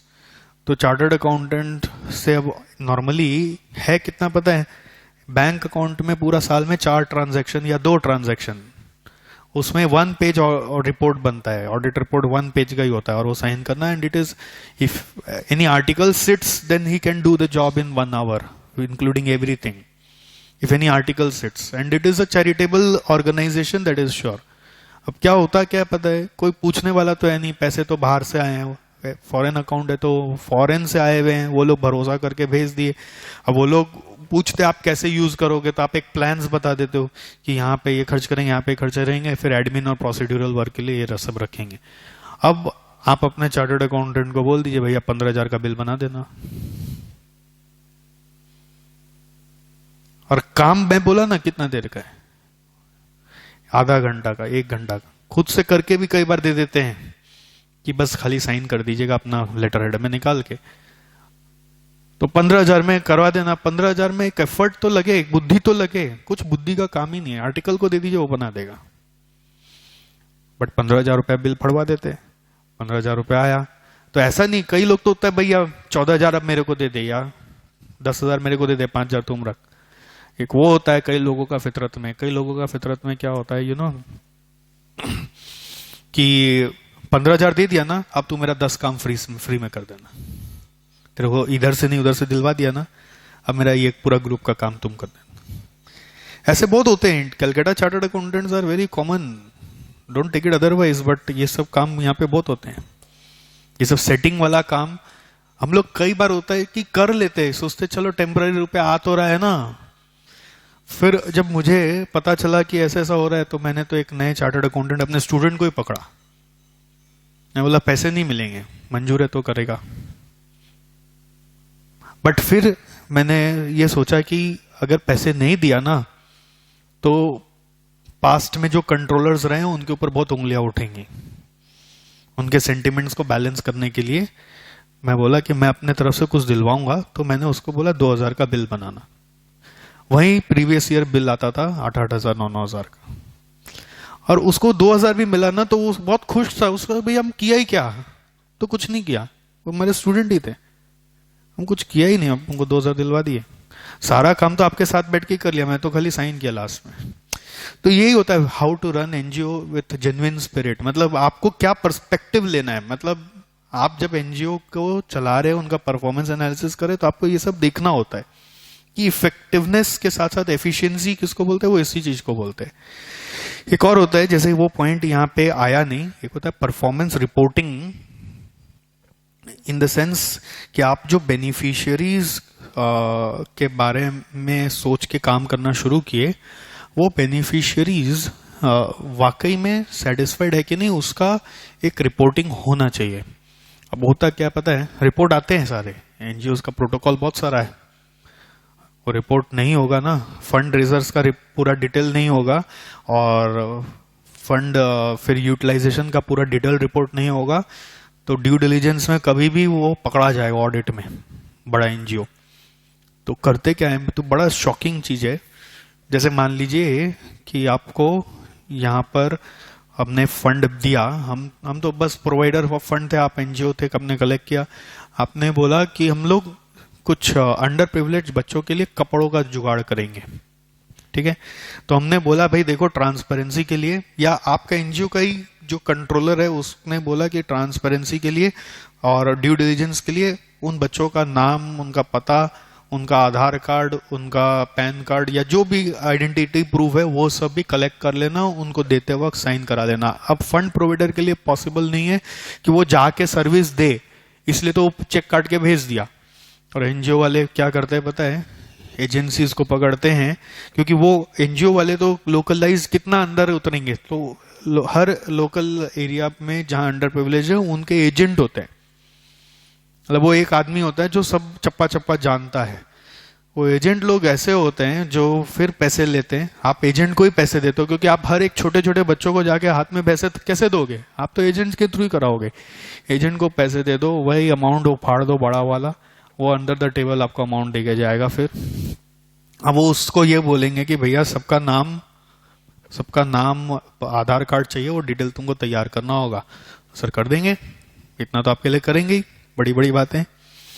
अब होता क्या है, हम लोगों ने तो नाम पता ले लिया और अपने यहाँ पे ड्यू डिलिजेंस रिपोर्ट में डाल के रख दिया कि हमने अपना काम बहुत बखूबी से किया, ये देखिए। अब एजेंट से कितना अंडर द टेबल लिया वो छोड़ दीजिए, उसको भूल जाइए। एक और इंटरेस्टिंग, अब ये एजेंट लोग के पास बहुत सारे एनजीओ आते हैं, तो एक और एनजीओ आ गया, हम भी इतना दे देंगे, तो थोड़ी बोलेगा अभी एक एनजीओ देके गया था, क्योंकि आधा से ज्यादा रुपए तो वो खुद रख रहा है, तो थोड़ा बहुत लोगों में बांट रहा है। लोगों की जरूरत पूरी हो ही नहीं रही, लोग बोलेंगे नहीं कि हमें मत दो। एक और एनजीओ आया, उसी एजेंट को पकड़ा, और वो एजेंट बेटा क्या करेगा, वही लिस्ट रेडी किया हुआ है, आप ले लो, पैसे सारे दे दो, थोड़ा बहुत दिखाने के लिए बांट दिया, फोटोग्राफी करवा देंगे, उस दिन आइएगा, एक फंक्शन होगा, क्या दिया आप एक एक जन से पूछेंगे तुमको क्या मिला। कई बार तो आप उनका लोकल लैंग्वेज में कम्युनिकेट ही नहीं कर पाएंगे, आप फोटोग्राफी करा के ट्रांसपेरेंसी के लिए आ गए। और एक ही लिस्ट कितना एनजीओ में बट रहा है पता नहीं। सब एनजीओ वाले सोच रहे हैं कि हम लोग तो काम कर रहे हैं, फंड कंट्रीब्यूटर सोच रहे हैं हम लोग तो पैसे दे रहे, देखो उन लोग यहाँ यूज कर रहे हैं। बट एक ही एनजीओ, एक ही कम्युनिटी को कितना जगह से फंडिंग आ रहा है और वो वहां तक पहुंच भी नहीं रहा। मतलब ये है एनजीओ मार्केट। मतलब मेरे पास एक बिजनेस प्रपोजल आया था पूरा ऐसा, सर बोली तो बनाते हैं, एनजीओ का बिजनेस करेंगे। मतलब एनजीओ बिजनेस थोड़ी करता है, बिजनेस तो प्रॉफिट मोटिव से होता है। पर नहीं सर, आपको पता नहीं अभी मार्केट में चल रहा है, ऐसे ऐसे पैसा कमाएंगे। तो क्या होने लगा, अभी बहुत बड़ा एक केस हुआ, एक कौन सा फाउंडेशन था, गवर्नमेंट सब ट्रैक कर रहा है, एनजीओ के पीछे बुरी तरीके से पड़ा हुआ है। एक कौन सा बहुत बड़ा फाउंडेशन था, उसका लाइसेंस ही कैंसिल कर दिया गवर्नमेंट, ग्रीन इंडिया या ग्रीन पीस करके कुछ नाम था, जिसका इस तरह का बहुत बड़ा डिस्प्यूट, मतलब समझ लीजिए इलीगल एक्टिविटी पकड़ा गया। वो फॉरेन से फंड मंगा रहा है और फंड को रफ्फा दफ्फा कर रहा है, कोई एक्टिविटी प्रॉपरली हुई नहीं। अब इसमें क्या कर रहे हैं, कुछ एनजीओ वाले या एनजीओ के कंट्रोलर्स पीडब्ल्यूसी, एनवाई वगैरह को हायर कर रहे हैं। उनका एक ड्यू डिलिजेंस करके एक फंक्शन होता है, जिसमें उनके आदमी लोग या जैसे आप जैसे स्टूडेंट लोग पीछे पड़ जाते हैं एनजीओ के, और आप अपना बुद्धि लगा के जब उनको ट्रैक करोगे तो थोड़ा तो आप जब सवाल रेज करना शुरू करोगे ना, तो कहीं ना कहीं तो हकलाएगा अगला। तो आप लोग जब करना शुरू करते हो ना एकदम ऑथेंटिकेटेड वे में, तो हिम्मत नहीं होता उनका। बट वो लोग इतने मंझे हुए खिलाड़ी होते हैं। अब आपको लिस्ट ऑफ इतना आधार कार्ड दे दिया, अब नियम क्या होता है कि टेस्ट चेकिंग करेंगे हम लोग, सैंपलिंग करेंगे, रूल बोलता है आपको वहां जाना चाहिए। पीडब्ल्यूसी एनवाई वालों का खासियत ये, चलो चला भी जाता है, चलो हम लोग विलेज में जाएंगे और सरप्राइज टेस्ट लेंगे। मतलब आप ऐसा नहीं कि उस दिन एजेंट को बोलेंगे, मतलब ऐसा मैंने देखा कि एनजीओ का रिपोर्ट पीडब्ल्यूसी ने ऐसा बनाया कि वो एनजीओ खतरे में आ गया एक बार, कि एनजीओ को मिला था गरीबों के लिए घर बनाने का रुपया, तो उसने दिखाया कि हमने 100 घर बनाए। वो टेस्ट चेकिंग में गए तो 100 घर दिखा ही नहीं। काउंटिंग करेंगे ना वो 100 है कि नहीं, उनको भी इंटरेस्ट आ गया, वो यंगस्टर्स को देखे तो 100 घर है कि नहीं, और 100 घर आया नहीं, वो रिपोर्ट लिख के चले गए। और जो रिपोर्ट लिख के गए, पीडब्ल्यूसी का रिपोर्ट को तो कोई चैलेंज नहीं कर सकता। फिर बाद में वो एनजीओ वैसे बचा लिया अपने आप को, क्योंकि वो सच था कि 100 घर बने थे, काम कहीं और लोकेलिटी में हो रहा था, वो लोग दूसरा जगह चले गए थे। बट एनीवेज ये सब आपको बता रहे हैं NGO related issues, so that आपका माइंड थोड़ा सा उसको एब्जॉर्ब करे और उसके सिचुएशन को हैंडल कर पाए। लास्टली परफॉर्मेंस रिपोर्ट था, वो मैंने बता ही दिया कि रिस्पॉन्सिबिलिटी अकाउंटिंग से वो कैसे जुड़ा हुआ है। ठीक है, इसका बजट चैप्टर में हमने समझ किया ही है।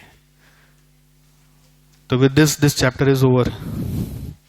Let's take a break.